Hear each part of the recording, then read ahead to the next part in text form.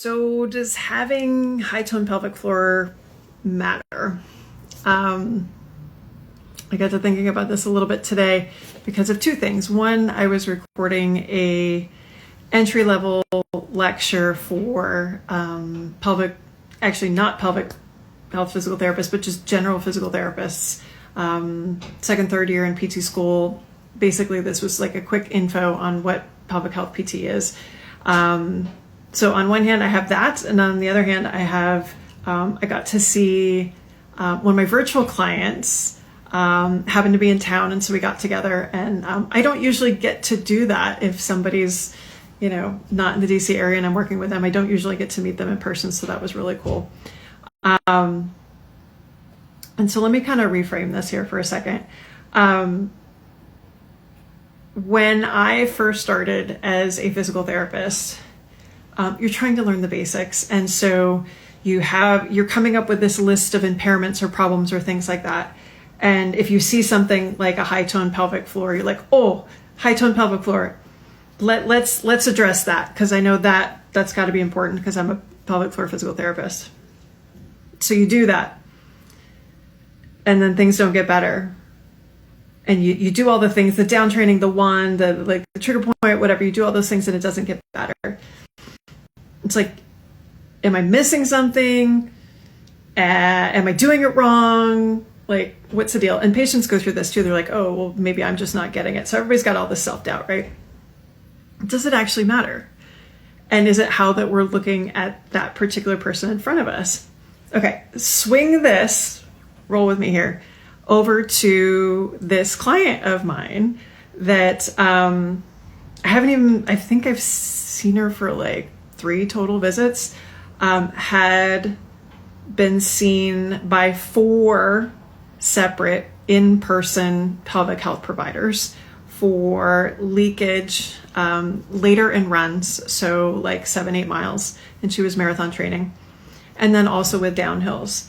And when I'm working with somebody virtually, I'm trying to get a quick overview of what they've done, look for gaps in what got missed, and give really hyper focus on where that deficit is and give them something and see if it makes a difference, because I don't have that much time. And so I did this with this person, and lo and behold, she did great. Actually ended up doing a marathon this fall, completely symptom-free. Also, I think she did like a 10K or 10 miler symptom-free. And I think we did that in 1 or 2 visits because my problem solving was great, right? Or at least in this situation, yeah, I'm going to pat myself on the back. It was really good. But we got to chatting today. I do my in-person evaluation on ultrasound and pelvic floor and all that kind of stuff. And as I suspected, and what she's been told, was that she had high tone pelvic floor, and this is why she was having leakage with stuff. And she's like, yeah, I did the wand, I did all, they worked on the inside and did all of that. And despite all that, despite all of those things, she still had high tone pelvic floor. But here's the kicker. I'm seeing her today. She still has high tone pelvic floor. What's the difference between the first time I saw her and now? High tone pelvic floor is still there, but she doesn't leak later in her runs and doesn't leak on downhills. So is the problem really high tone pelvic floor? Okay, step back, pretend you're a brand new therapist and be like, okay, high tone pelvic floor, I've got to fix it. If I can't fix it, they're not going to get better. Okay, it's still there. They're not getting better. It must be the high tone pelvic floor. See where it gets, you kind of have to step out. And this is what I mean about problem solving. And so if you're, just a regular mom, you're listening to this and you've seen all the therapists and you've done all the things and you're doing everything you're supposed to, you swear to God you are, and you're still not better. And maybe you have high tone pelvic floor.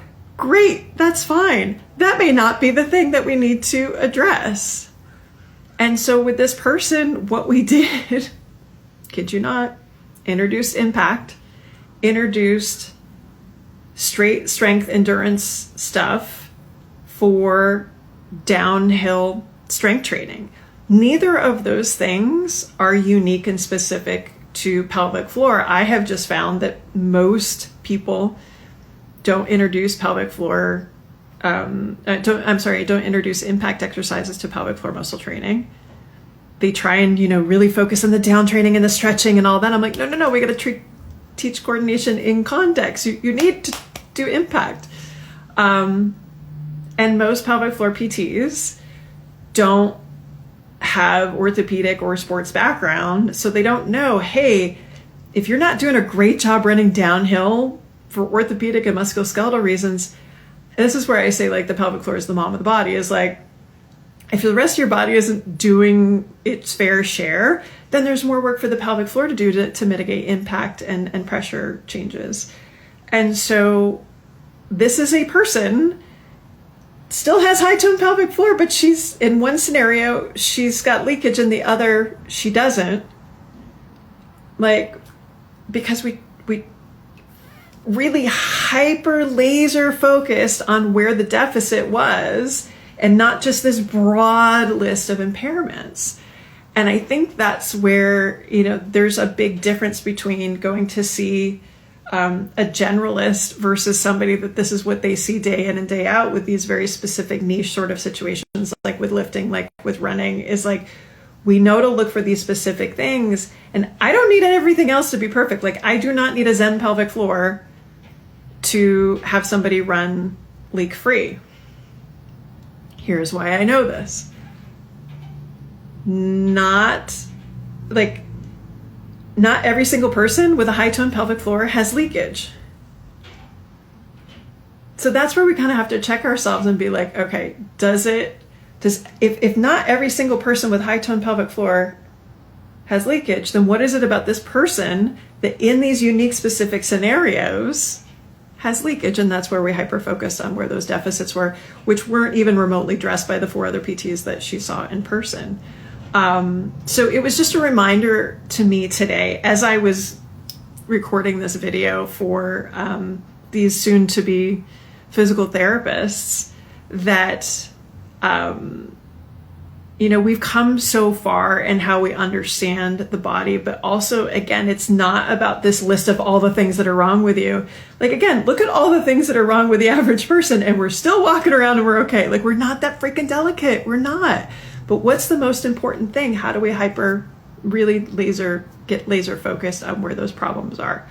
So it was a really cool kind of moment. Every once in a while, I get to pull my head out of the sand and look where I came from and look where we're going and look to see how little it takes sometimes to help that person in front of you.